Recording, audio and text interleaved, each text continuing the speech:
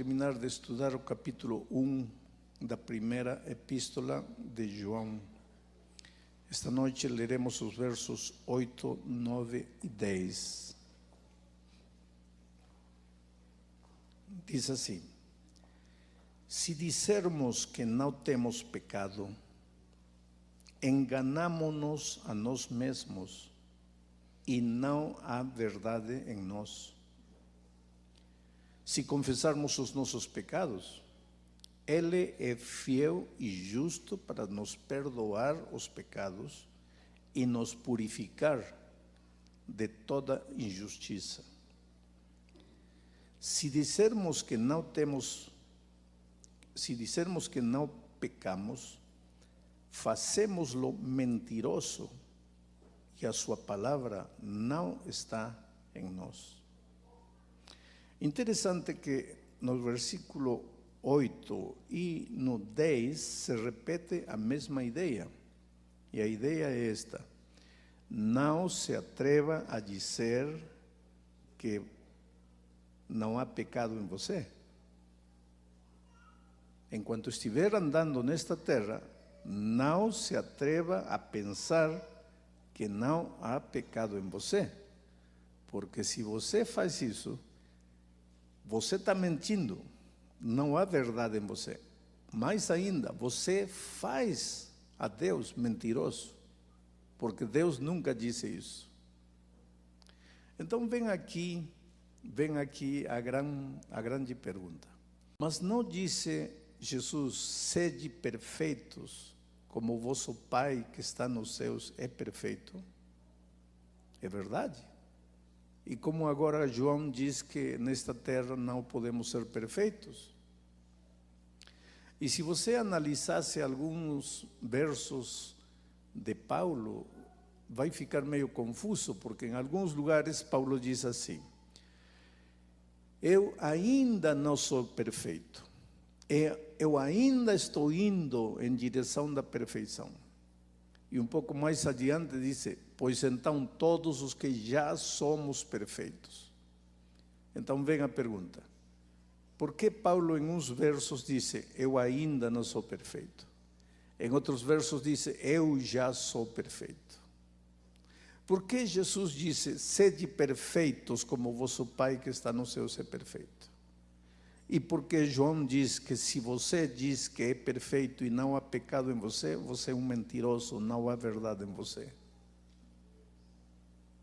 Todos estes versos nos deixam confusos. E se você não entender este assunto, você vai viver angustiado na vida cristã, achando-se perdido, achando que não tem solução para você. Meu tema não é a perfeição, porque não esse é o tema central do texto que acabo de ler. Mas vou gastar uns 3, 4, 5 minutos para tentar explicar o que é a perfeição. A perfeição na vida cristã não é uma meta à qual você chega. A perfeição na vida cristã é um processo.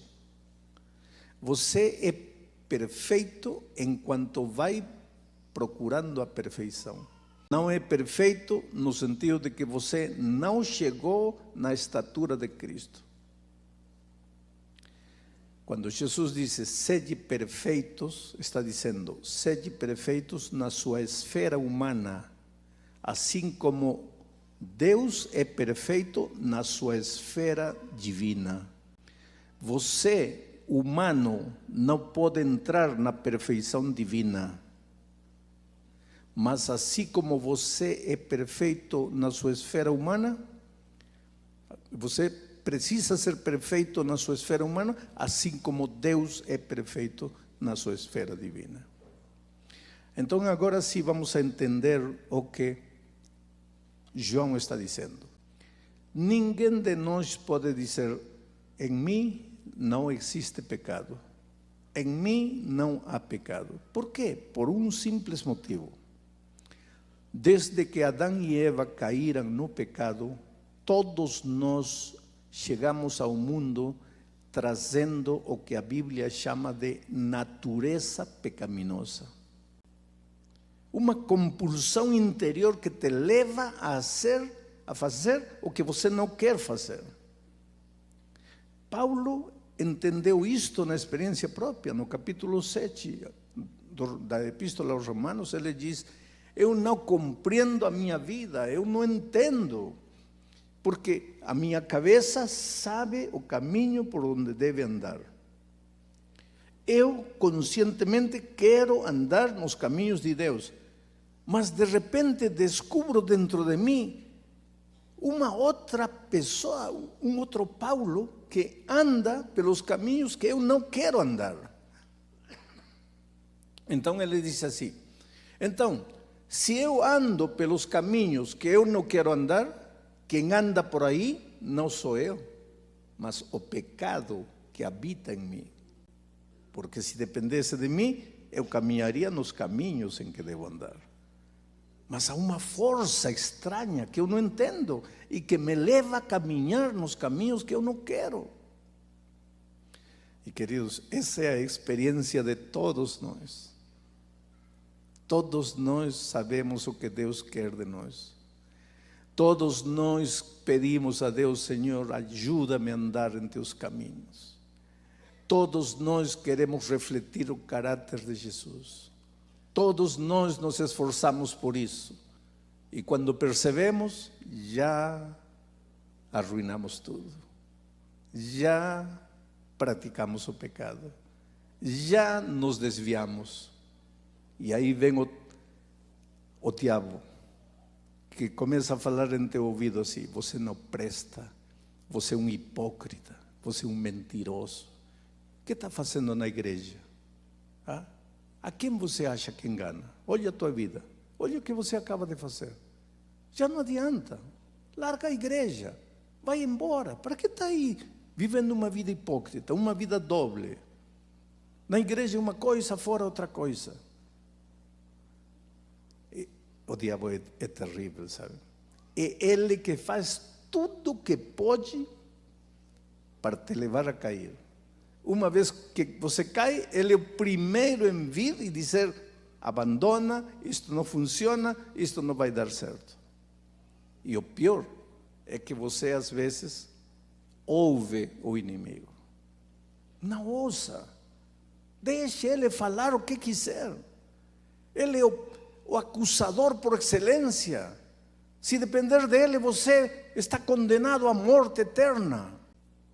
Mas agora vem Jesus e diz: filho, não se atormente. E vem especialmente João e diz: não se atormente. Não diga que não há pecado em você. Você é um ser humano. Enquanto estiver nesta terra, muitas vezes você vai cair, vai escorregar. Agora, não desanime por isso. Levante e continue. E se cair outra vez, levanta e continua. E se cair 500 vezes, levanta as 500 vezes e continua. Eu les digo uma coisa esta noite: se um dia entrarmos no reino dos céus, não será porque nunca caímos, mas porque mesmo tendo caído, nos levantamos, acreditamos na palavra de Jesus e continuamos a caminhada. Porque assim é. Mas Deus está feliz com isso? Não, não está feliz. Porque por Ele você nunca cairia. E tem uma maneira de você nunca cair. Vamos a trabalhar com o verso 9. Diz assim, o verso 9: se confessarmos os nossos pecados, Ele é fiel e justo para nos perdoar os pecados e nos purificar de toda justiça. Eu tenho ouvido muitos sermões da primeira parte. Ele vai cumprir sua palavra de te perdoar. Se confessarmos nossos pecados, Ele é fiel e justo para nos perdoar. Mas a segunda parte, eu tenho ouvido poucos sermões nesta segunda parte. E a segunda parte diz: e para purificar-nos de toda maldade. Purificar-nos da injustiça. Purificar-nos do pecado. Quer dizer, limpar, arrancar, tirar da raiz o pecado.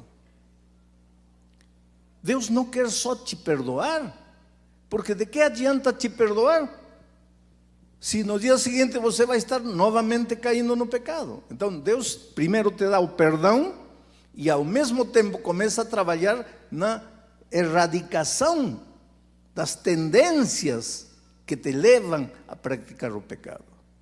Mas primeiro vamos a pensar na primeira parte. Se confessarmos nossos pecados, Ele é fiel e justo para nos perdoar. Se confessarmos. Você não precisa confessar seus pecados ao pastor. O pastor é um pecador tanto quanto você. Portanto, não venha me contar seus pecados na esperança de que eu te absolva. Eu não tenho poder nenhum, porque Jesus tem que me absolver a mim. Eu sou um ser humano como qualquer outro ser humano. O pastor Itaniel também, todos os pastores somos iguais. Seres humanos que precisamos de um intercessor, que é Cristo Jesus. E graças a Deus, Ele é nosso intercessor e nos ama, está disposto a ouvir a nossa confissão e a nos perdoar. A confissão é reconhecer que você errou, reconhecer que você está mal, reconhecer que você está preso de algum vício, de algum hábito, e depois levantar os olhos a dizer, Senhor, olha o que fiz. Você não precisa contar a Ele o que você fez, porque Ele sabe tudo. Então a confissão não é para informar, a confissão é para você reconhecer. E reconhece e diz, olha Senhor, só que eu não estou feliz com esta situação. Eu quero mudar, isto não me torna feliz, isto não ajuda a minha família, eu não tenho paz, eu não consigo dormir. Então, por favor, Senhor, faz algo por mim. E a primeira coisa que Deus te dá é o perdão. Uma vez que abriu o coração, confessou, agora vem o perdão. Tem muita gente que não acredita no perdão. Alguma vez encontrei por aí alguém que disse assim, pastor, tudo bem, Deus me perdoa, mas eu não me perdoo. E tem muita gente assim que não quer se perdoar. E eu te pergunto com todo carinho, e quem é você para não se perdoar? Você morreu na cruz por você? Você derramou seu sangue? Foi a você que colocaram uma coroa de espinhos? Foi a você que açoitaram? Foi em teu rosto que cuspiram? Não? Então que direito você tem de dizer, não me perdoo? A única pessoa que poderia dizer, não te perdoo, é Deus. É Jesus, porque Ele se padeceu, Ele se sofreu, Ele morreu. Ele é o único que tem direito a dizer, não te perdoo. E no entanto te diz, filho, eu te perdoo. Mas vai e não peques mais. E por que não peques mais? Porque vai continuar sofrendo se continuar pecando. Porque o pecado só te traz dor, só te traz sofrimento. Então vai e não peque mais. Mas como não vai pecar se a natureza pecaminosa está em teu coração? A Suzy acaba de se batizar. Daqui a 10 minutos sai da igreja, entra um pensamento imundo. Entra o desejo de ser algo errado. Por quê? Porque está dentro dela a natureza pecaminosa. Está dentro de todos nós essa natureza pecaminosa. Então como vai e não peques mais? Se a natureza está aí, se as tendências estão aí. Então vem a segunda parte do texto. É que Deus não só te dá o perdão, sino que te dá a transformação. Não quer só te perdoar, quer te purificar. E como faz Jesus isso? De uma maneira interessante. Vou levar vocês a ler um texto de Marcos, no Evangelho de Marcos, capítulo 9, versículo 33, diz assim: E chegou Jesus a Cafarnaum, e entrando em casa, perguntou-lhes, que estáveis vós discutindo pelo caminho? Mas eles ficaram calados, porque pelo caminho tinham disputado entre si qual era o maior. Vejam, esta é uma história de Jesus e seus discípulos. Os discípulos tinham um problema, tinham um pecado acariciado. E não era pornografia, não era jogo a dinheiro, não era adultério, não era homossexualismo. O problema dos discípulos era um problema que nós achamos que não é problema, mas que para Jesus sim é problema, porque esse pecado dos discípulos era o pai de todos os pecados, e era o pecado do orgulho, da soberba, a luta para quem é melhor, quem é primeiro, quem merece, quem tem direito. Interessante como nós medimos as coisas diferentes de Deus, porque vamos dizer que estamos na comissão de nomeações e estamos escolhendo ancião de igreja e temos dois nomes, Pedro e João. E uns falam a favor de Pedro, outros falam a favor de João. E alguém disse assim: olha, Pedro é melhor, evidentemente é melhor. Só que Pedro é um pouquinho orgulhoso, mas tudo bem, é o melhor. Isso acontece todos os dias. Agora você nunca vai ver assim: bom, Pedro e João, Pedro é melhor, mas é um pouquinho homossexual, mas tudo bem. Isso jamais.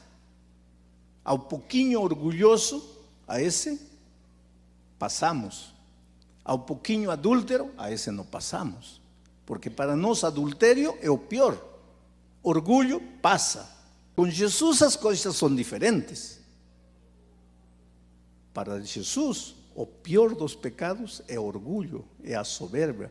E o problema dos discípulos era justamente esse. Eles eram orgulhosos, eles lutavam pelo poder.